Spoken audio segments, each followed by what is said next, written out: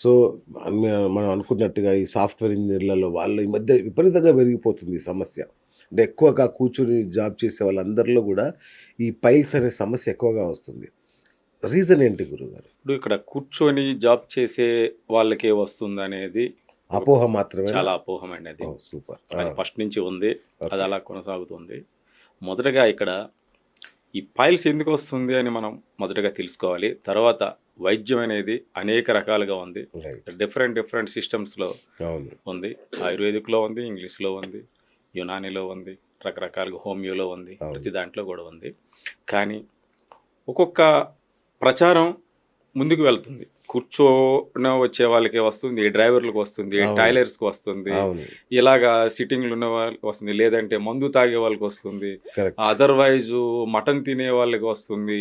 లేదంటే హ్మ్. Non vegetarian తినే వాళ్ళకి వస్తుంది. ఇలాగా ఏవో ప్రచారాలైతే ఉన్నాయండి. అవును. దీనికి మెయిన్ రీజన్స్ చాలా ఉన్నాయి. ఆ మెయిన్ రీజన్స్ ఆ కీలకమైన ఆ విషయాలు తెలుసుకుంటే గనుక 100కి 100% జీవితంలో ఎప్పుడు కూడా రాకుండా ఉంటదండి. ఓహో! సూపర్బ్. ఆ విషయాలు తెలుసుకోకుండా వాళ్ళకొస్తుంది మనకెందుకొస్తుంది అని ఓకే. దీంట్లో ఉన్నారు. అవును. అది కాదు. మొదటగా మన అలవాట్లేంటి?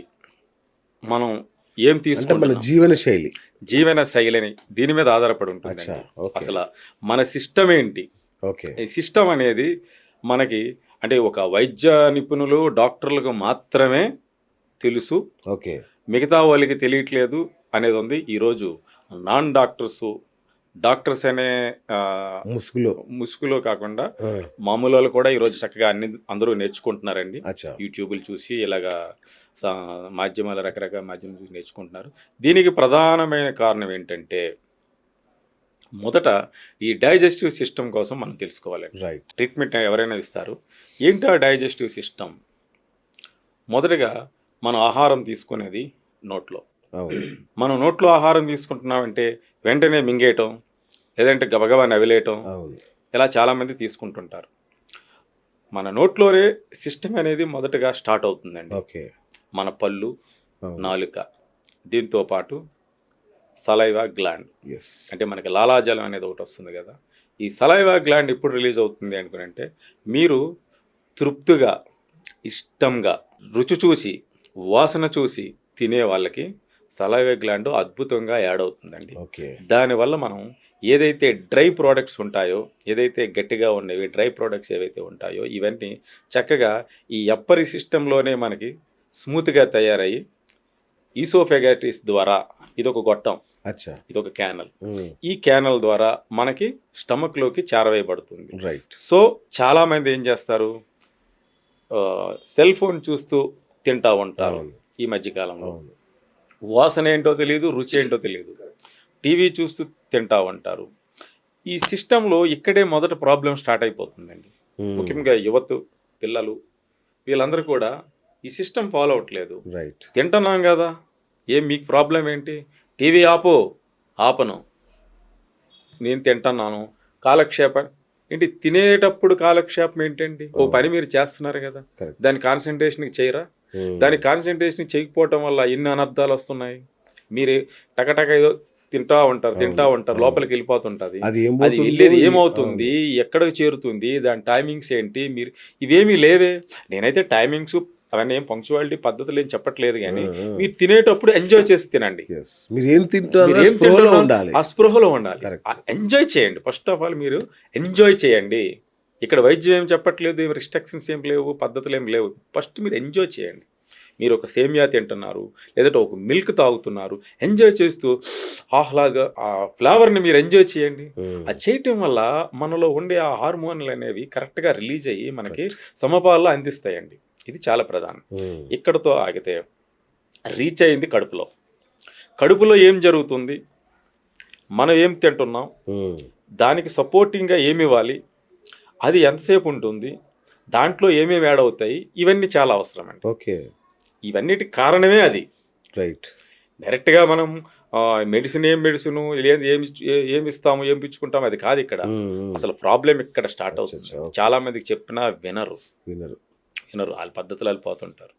సో, స్టమక్‌లో కొన్ని యాసిడ్స్, కొన్ని ఎంజైమ్స్, ఇవి ఉంటాయండి. ఎలా మీరు కేజీలు మటన్, బిర్యానీలు, ఈ పిజ్జాలు, బర్గర్లు ఇవన్నీ తింటుంటే ఎలా అరుగుతుంది? ఉమ్, ఏం చేస్తే అరుగుద్ది? ఏమి దానికి సపోర్ట్ ఇస్తే ఈ క్రియ చక్కగా జరుగుతుంది? ఇవన్నీ అవగాహన లేదే. కరెక్ట్. డైరెక్ట్గా పైల్స్కి మందేంటి, ఎంతకి ఇస్తావు, ఏం చేస్తావు, ఎట్లా చేస్తావు, ఎన్ని నెలలు తగ్గిస్తావు? ఏం పుచ్చుకుంటావు, 10,000 వద్దు, అక్కడ 50,000 తీసుకుంటున్నాడు బెటర్, ఉమ్, వాడు 1,00,000 తీసుకుంటాడు ఇంకా పెద్ద డాక్టర్. ఇందులో ఎవరు ఎక్కువ తీసుకుంటే వాళ్ళు పెద్ద డాక్టర్లా? ఉమ్, సబ్జెక్ట్ ఫస్ట్ తెలుసుకోండి. ఉమ్, మీ కడుపులో కొన్ని యాసిడ్స్ రిలీజ్ అవుతున్నాయి, ఎంజైమ్స్ రిలీజ్ అవుతున్నాయి. అది ప్రతి 3:30 గంటలకి 4 గంటలకి మీకు రిలీజ్ అవుతూనే ఉంటాయి. ఆ టైంలో ఇంకా ఎక్కువ రిలీజ్ అవుతాయి. ఓకే. మీకు హెచ్సిఎల్, హైడ్రోక్లోరిక్ ఆమ్లం అనేది హైడ్రోక్లోరిక్ యాసిడ్, ఇది వెరీ ఇంపార్టెంట్. దేనికి ఇంపార్టెంట్? మీరు రోడ్ల మీద తింటారు, అవును. ఎక్కడెక్కడ బిర్యానీలు తింటారు, పిజ్జాలు తింటారు, బర్గర్లు తింటారు.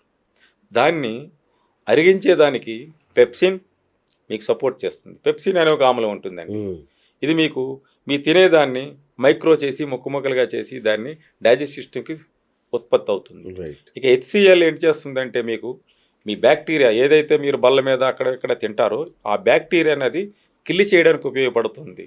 తద్వారా మ్యూకస్ అనేది మన పొట్టంతా ఉంటుందండి. ఉమ్, ఒక మ్యూకస్, ఒక పొర లాంటిది మన ఓకే. పొట్టంతా ఉంటుంది. ఆ మ్యూకస్ అనే దాన్ని కాపాడుకోవాలి. ఓకే.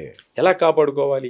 ఈ హెచ్సిఎల్ అనేది దాని మీద కూడా దాడి చేస్తుంది. ఉమ్, అసలు ఎక్కడి ప్రాబ్లం స్టార్ట్ అయిందంటే మీరు తీసుకునే ఫుడ్ టైంకి తీసుకోలేదనుకోండి. ఈ రోజుల్లో టైం కూడా తీసుకోకూడదు, అది మీకు చెప్తాను ఇప్పుడు. రైట్. టైంకి తీసుకోకపోతే ఏ టైంకి హెచ్సిఎల్ రిలీజ్ అయ్యే టైమ్స్కి, పెప్సిన్ రిలీజ్ అయ్యే టైమ్స్కి మీరు తీసుకోకపోతే ఉమ్, అవి ఏమవుతాయి? ట్రావెల్ చేస్తాయి. ఓకే. ఆ ట్రావెల్ చేసే విధానంలో మీ మ్యూకస్ పొట్ట ఏదైతే ఉందో ఆ పొర మీద దాడి చేస్తాయండి. పొర కూడా పాడైపోయే పరిస్థితి ఉంది. ఓకే. అల్సర్స్ వచ్చే పరిస్థితి ఉంది. ఓకే. టోటల్గా పొర డ్యామేజ్ అయ్యే ఒక పరిస్థితి ఉంది. ఉమ్, టోటల్గా పొర ఎప్పుడైతే మీకు డ్యామేజ్ అవుతుందో అరగటము లేట్ అవుతుంది, ఇండైజెషన్ స్టార్ట్ అయిపోతుంది, యాసిడిటీ స్టార్ట్ అయిపోతుంది, టాక్సిస్ ఎక్కువ రిలీజ్ అయిపోతాయి, అక్కడ స్టాకు అంటే అది ఫ్లో అనేది ఆగిపోతుంది. అవును. ఇవన్నీ జరుగుతున్నాయి. సో మన పెద్దవాళ్ళు కూడా, డాక్టర్లే కాకుండా పెద్దవాళ్ళు కూడా టైం టు టైం మనకి అన్ని రెడీ చేసి పెడతా ఉంటారు, మనం తినవే.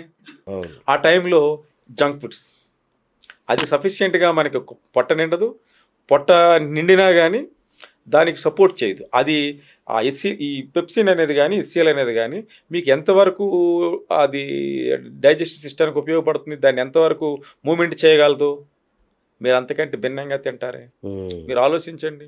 కుంభాలు తింటారు కొంతమంది, అవును. అరిగినా అరక్కపోయినా తింటారు, టైం ఉన్నా లేకపోయినా తింటారు, తాగుతారు, తింటూనే ఉంటారు. ఈ సిస్టాన్ని పాడు చేస్తుంది మనం కాదా?